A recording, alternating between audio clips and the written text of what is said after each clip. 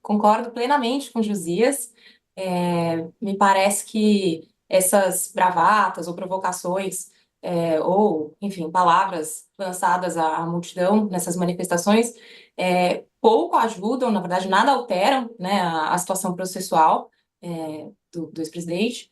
E se é que alteram de alguma forma, podem até prejudicar, porque me parece que o Supremo pode até entender isso como uma certa provocação, né? Enfim, uma cutucada ali, um certo desafio ao Supremo. Na verdade, o que o ex-presidente me parece que faz ali é tentar, além de não ter o efeito positivo processualmente falando, porque isso é feito fora dos autos, né? O que a gente diz, como a gente diz no direito, o que não está nos autos não está no mundo.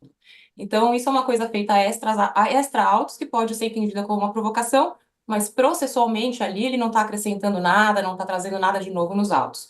O que ele me parece que faz, na verdade, é tentar transformar tudo que é trazido no processo, né? Tudo que a gente tem de novo no processo, ele tenta trazer dando a sua própria visão, né? Trazendo dando a sua forma de ver aquilo que é trazido nos processos. Então, isso a gente vê muito claramente ali, por exemplo, quando ele fala do Elon Musk como um salvador da democracia, e, na verdade, nos autos, o que a gente vê que está acontecendo é justamente o oposto. Na verdade, o Elon Musk foi incluído recentemente no inquérito das milícias digitais justamente por se recusa, enfim, discutir ali, na verdade, melhor dizendo, as ordens do Supremo de remover contas que estão indo contra a democracia, né, se posicionando contra a democracia ou contra a liberdade de expressão no sentido saudável da coisa. Assim faz também com relação com as falas da minuta de golpe. Ele desafia a questão dos atos golpistas, mas, na verdade, a questão da minuta de golpe está mais do que demonstrada a sua existência, enfim, a sua...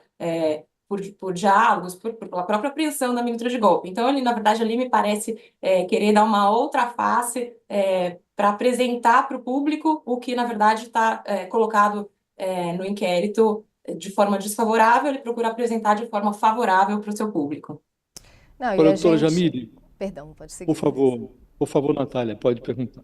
Não, imagina, se você quiser já, eu só ia puxar justamente a conversa aqui para a gente citar no caso do Malafaia, né? Porque o ex-presidente está basicamente delegando para o Malafaia o discurso mais duro ali no caso, por exemplo, do ataque ao Moraes. Eu queria aproveitar essa deixa para a gente trazer a fala do Malafaia aqui rapidinho, Josias, aí você pode complementar na sequência, porque é isso, né, doutora? No caso do Malafaia, ele pode se complicar mais com essas falas sendo cada vez mais exaltadas? Ele falou na Paulista e falou agora no Rio de Janeiro de novo. Vamos rodar aqui, inclusive. Há 2 anos eu chamo Alexandre de Moraes de ditador da toga. Alexandre de Moraes, quem te colocou como censor da democracia? Quem é você para dizer o que um brasileiro pode ou não falar? Todo ditador tem um modus operandi. Escute isso. Todo ditador tem um modus operandi. Prende alguns para colocar medo nos outros, para que ninguém o confronte. Todo ditador tem uma imprensa oficial. Alexandre de Moraes é uma ameaça à democracia. E eu vou provar com as leis. E ele falou também do caso da minuta do golpe. Vamos já juntar aqui. Bolsonaro propôs. Bolsonaro propôs. Ele não mandou, ele propôs um documento para análise dos comandantes militares sobre GLO, garantia da lei e da ordem, artigo 142 da Constituição, estado de defesa, estado de sítio, do artigo 136 ao 139. Onde é que está a ilegalidade dessa potroca? Em lugar nenhum. O Bolsonaro apresentou um documento sugestivo para análise dos comandantes militares. Ele sobe o tom aí, a voz chega a dar uma desafinada, né, Josias? Se quiser emendar a pergunta aqui para a doutora, mas é isso, a minha é nessa linha, de se o discurso estando ali com o Malafaia, se ele pode ser implicado de alguma forma também em alguma investigação, que aí se me corrijam, por favor, se eu estiver errada, mas pelo que eu entendo ainda não existe nada diretamente voltado a ele, né? Josias, se quiser complementar para a professora. É verdade. Não, o Malafaia ele está fazendo o jogo de emprestar a boca, os lábios, para fazer os ataques que o Bolsonaro não pode fazer, né? Que ele se complicaria se fizesse. E como o Malafaia ainda não está inserido em nenhum inquérito, ele faz esses ataques todos, livrando o Bolsonaro da necessidade de atacar o Alexandre de Moraes, mas todo mundo sabe que o Malafaia está ecoando aquilo que o Bolsonaro, no íntimo, está ditando para ele, não é?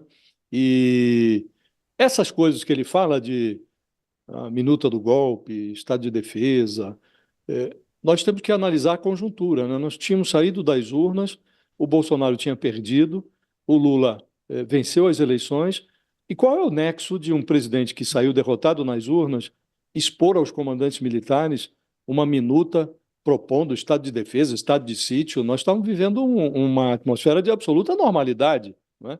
Então não faria nenhum sentido.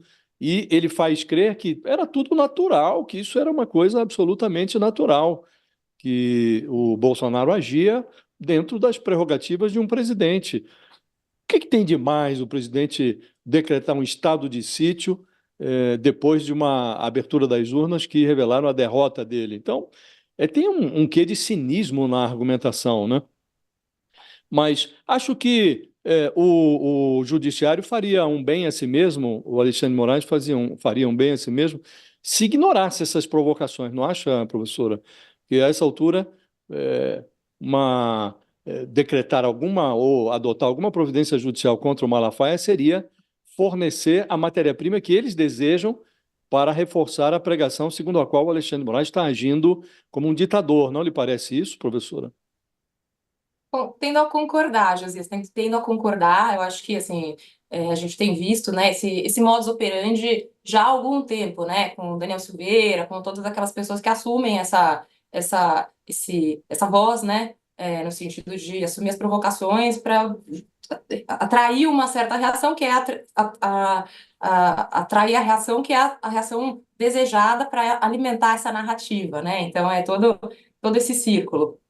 Agora, vou comentar dois pontos aqui, rapidamente. Acho que primeiro eu vou começar pela parte final da tua fala, José, que é justamente a questão da minuta de golpe, né?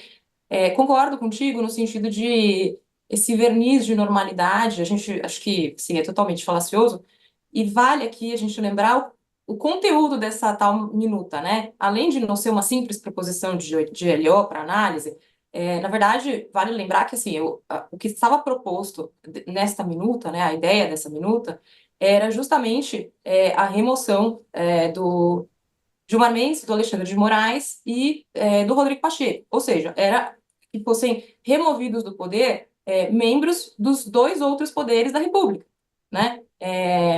À exceção do Poder Executivo. Estariam removidos chefes dos outros poderes constitucionais, que são a base do nosso sistema constitucional de divisão tripartite de poderes.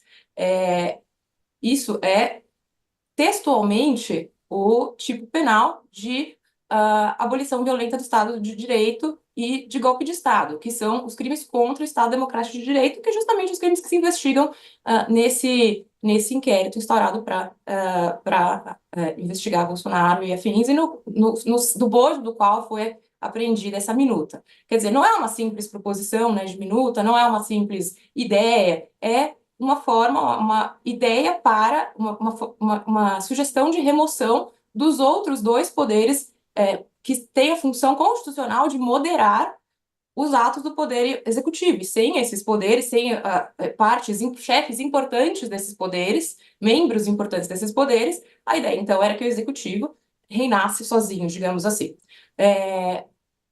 Respondendo a outra parte aqui da pergunta, acho que estratégias à parte, né, se seria ideal ou não, ou bom ou não, que fosse que o Alexandre de Moraes, o Supremo, enfim, entrasse com alguma medida investigativa, iniciasse alguma medida investigativa contra o Malafaia, me parece que seria juridicamente possível. O Malafaia aqui, ele ataca a honra, né, enfim, ele ataca a honra do Alexandre de Moraes ao falar uma série de expressões que atingem diretamente a honra do ministro do STF. Fala que ele é um projeto de ditador, ou enfim, não me lembro as expressões aqui, mas são questões bem ofensivas e que corroem a reputação, ou a autoridade, enfim, do ministro, que é uma figura importante. Isso possibilita que ele mova, enfim, que entre com uma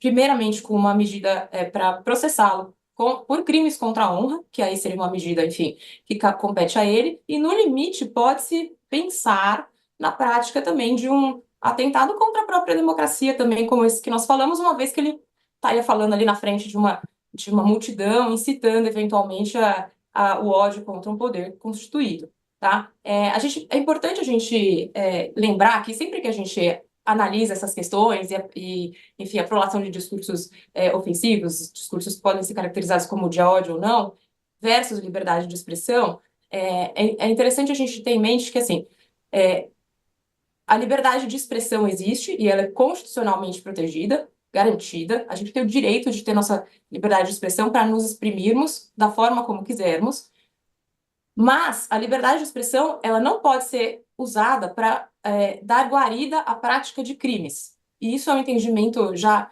consolidado pela própria jurisprudência do nosso Supremo Tribunal Federal. Ou seja, eu não posso fazer uso do meu direito constitucional de poder exprimir o meu pensamento para praticar crimes de difamação, de ofensa a outra pessoa, para incitar a prática de crimes, para agredir outras pessoas verbalmente. Então, esse é o limite que nós temos sempre que ter em mente. Ele está exprimindo a opinião dele, ou ele está incitando prática de crimes, ou ele está ofendendo outras pessoas? Esse é o limite sempre que a gente tem que pensar quando a gente fala desse assunto.